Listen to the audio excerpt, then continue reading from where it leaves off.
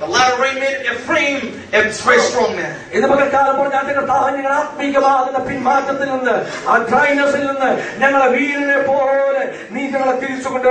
Lord, return us to a spiritual strength from our spiritual dryness. Ephraim is a bread that is not eternal. He enjoys spiritual highly advice. But that Ephraim was changed. But I pray this morning, Lord, share with me a message. Ephraim followed the wind. This is a portion that never got mentioned.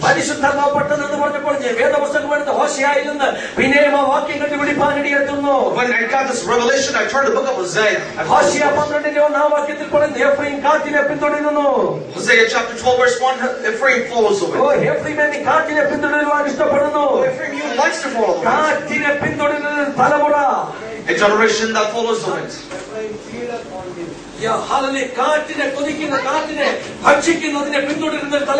A generation that feeds on the wind, that desires and want to be in the wind. Hallelujah. What is uniqueness about the generation? He likes to go follow the trends. We follow the trends. You like to follow how the world moves.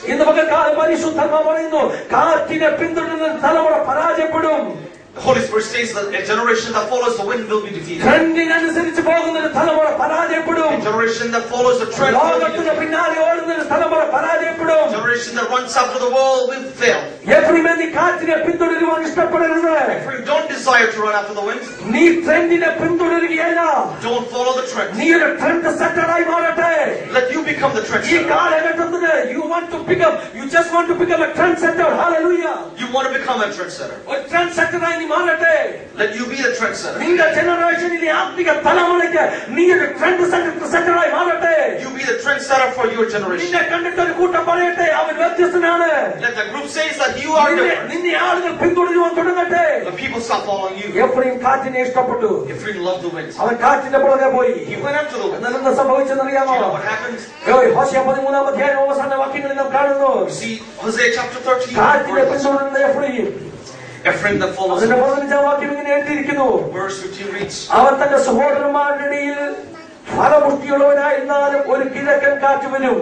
though he be fruitful among his brethren, an east wind shall come.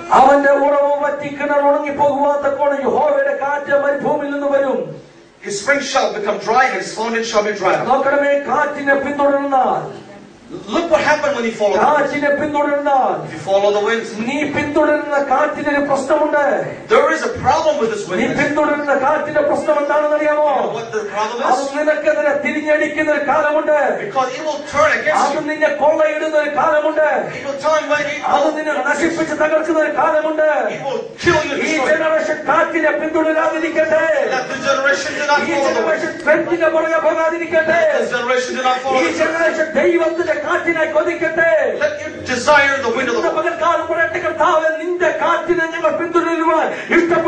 Lord, we desire to follow your wind. Oh, Ezekiel prophesied, oh wind, you come.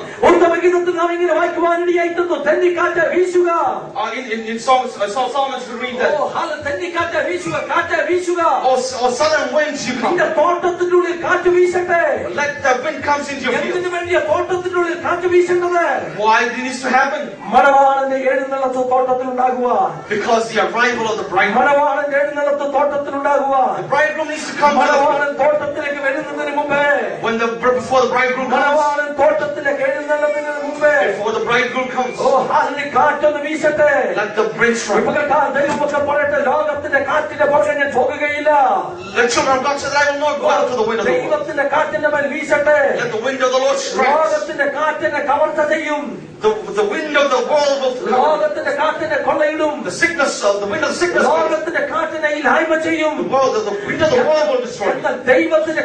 It is not destructive, but it is constructive. Hallelujah. The wind of the Lord is constructive. ദൈവത്തിന്റെ കാറ്റ് നമ്മെ പണിയുന്ന കാറ്റാണ്. The wind of the Lord will build us up. യെഹെസ്കേൽ പറഞ്ഞു ആത്മാവിന്റെ കാറ്റ് വീശട്ടെ. Ezekiel said the wind of the Lord let it strike. ആത്മാവിന്റെ കാറ്റ് വീശിയപ്പോൾ, when the spiritual wind came, ആത്മാവിന്റെ കാറ്റ് വീശിയപ്പോൾ അത് ഡിസ്ട്രക്ഷൻ അല്ല കൊണ്ടുവന്നത്, അസ്ഥിയോട് ചേർന്ന് ഹല്ലേലൂയ ഒരു കൺസ്ട്രക്റ്റീവ് ആയിട്ടുള്ള ഒരു ഫോഴ്സായി ആ കാറ്റ് പ്രവർത്തിപ്പാൻ ഇടയായിത്തീർന്നു. When the spiritual wind came, it wasn't destructive, but it became bone to bone and flesh to flesh. It built up. ഇന്ന് പകൽക്കാലം ഈ കാലഘട്ടത്തിൽ ഈ തലമുറയുടെ മേൽ ഒരു കാറ്റ് വീശട്ടെ. Let there's a wind beyond this generation. ദൈവത്തിന്റെ സൈന്യമായി ഹല്ലേലൂയ ഈ തലമുറ എഴുന്നേൽക്കട്ടെ. Let this generation rise like an army of the Lord. ദൈവത്തിന്റെ സൈന്യമായ ഒരു തലമുറ എഴുന്നേൽക്കട്ടെ. Let you be the army of the ഈ Lord. പകൽക്കാലത്തെ കാറ്റേ നീ വീശണമേ. Oh, when you come, ഞങ്ങളുടെ തോട്ടത്തിൽ നീ വീശണമേ. oh, come and feed ഈ us. തലമുറയുടെ മേൽ നീ വീശണമേ. Oh, come against this generation. മണവാളന്റെ എഴുന്നള്ളത്തിന് മുമ്പ് കാറ്റേ നീ വീശണമേ. Oh, when you come before the bridegroom. പ്രത്യേകത എന്താണെന്ന് അറിയാമോ? Oh, do you know what? കാറ്റിന്റെ പ്രത്യേകത ആത്മിക കാലാവസ്ഥയെ മാറ്റുന്നതാണ്. The wind, the characteristics of the wind is it changes the climate, the spiritual climate. കാറ്റ് കാലാവസ്ഥയെ മാറ്റും. The wind changes the nature of the climate. ആത്മിക കാലാവസ്ഥയെ മാറ്റുന്ന ഒരു കാറ്റ് നമ്മുടെ ഇടയിൽ വീശട്ടെ. Let there be wind that changes the spiritual climate among us. കാറ്റ് മഴയെ കൊണ്ടുവരും. Wind brings the rain.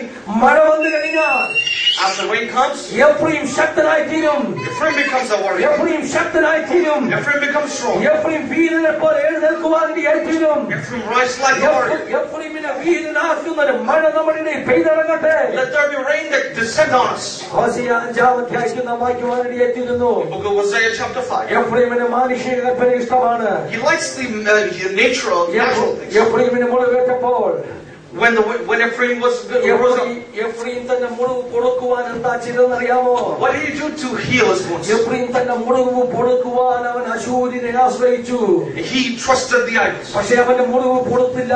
But his wounds were not healed. അവന്റെ വ്യാധിക്ക് സൗഖ്യം കിട്ടിയില്ല. His sickness were not healed. ദൈവ പൈതലേ, ഇന്ന് പകൽക്കാലം ഒരു ദൂത് ഞാൻ ഓർപ്പിക്കട്ടെ. Let me tell you a message. നീ ഏറ്റിരിക്കുന്ന മുറിവുകളുണ്ടല്ലോ, You know the injuries, നിന്റെ പരാജയങ്ങളുണ്ടല്ലോ, the defeats that അത് you have. ലോകത്തിന് സൗഖ്യം നൽകുവാൻ കഴിയില്ല. The world cannot give you healing. ലോകത്തിൽ ആർക്കും നിന്നെ ഹെൽപ്പ് ചെയ്യുവാൻ കഴിയത്തില്ല. No one in the world can give you. കടന്നു പോകുന്ന ക്രൈസിസിന്റെ നടുവിൽ നിന്ന് ആർക്കും നിന്നെ വലിച്ചു വെളിയിലെടുക്കുവാൻ കഴിയത്തില്ല. Nobody can draw you out of the crisis situation. എഫ്രൈമിന് പറ്റിയ പരാജയം, That was the defeat. അവന്റെ ക്രൈസിസിന്റെ അവന്റെ മുറിവുകളുടെ നടുവിൽ ഹല്ലേലൂയ അവൻ അശൂരിനെ ആശ്രയിച്ചു. And he trusted Ashur in the midst of his injuries. 6-ാം അധ്യായം 1-ാം വാക്യമാകുമ്പോൾ നാം ഇങ്ങനെ കാണുന്നു.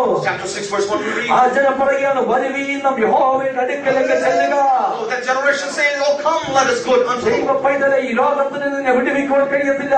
No one in this world can deliver you. നിന്റെ വിദ്യാഭ്യാസത്തിൽ നിന്നെ വിടുവിക്കുവാൻ Your കഴിയത്തില്ല. education cannot save you. നിന്റെ ആരോഗ്യത്തിൽ നിന്നെ വിടുവിക്കുവാൻ Your കഴിയത്തില്ല. health cannot deliver you. ഒരു കൗൺസിലിംഗ് സെന്ററിൽ നിന്നെ വിടുവിക്കുവാൻ കഴിയത്തില്ല. No counseling centers ഒരു can deliver you. കരിയർ ഗൈഡൻസുകാരന് നിന്നെ ഡയറക്റ്റ് ചെയ്യുവാൻ കഴിയത്തില്ല. No one can direct you. ഒരു ഫാമിലി കൗൺസിലിംഗിൽ നിന്നെ ഹെൽപ്പ് ചെയ്യുവാൻ കഴിയത്തില്ല. No family counsel can solve your ഏറ്റിരിക്കുന്ന problems. മുറിവിനും ക്രൈസിസിനും ഒരു പരിഹാരം മാത്രമേ ഉള്ളൂ. There is only one solution for your crisis. വിശ്വസിക്കുന്ന പ്രിയമുള്ളവരെ, എല്ലാ പ്രതിസന്ധിക്കും ഒരു ആത്മിക സൊല്യൂഷൻ ഉണ്ട്. There is a spiritual solution to your problem. വരുവിൻ നാം യഹോവയുടെ അടുക്കലേക്ക് ചെല്ലുക.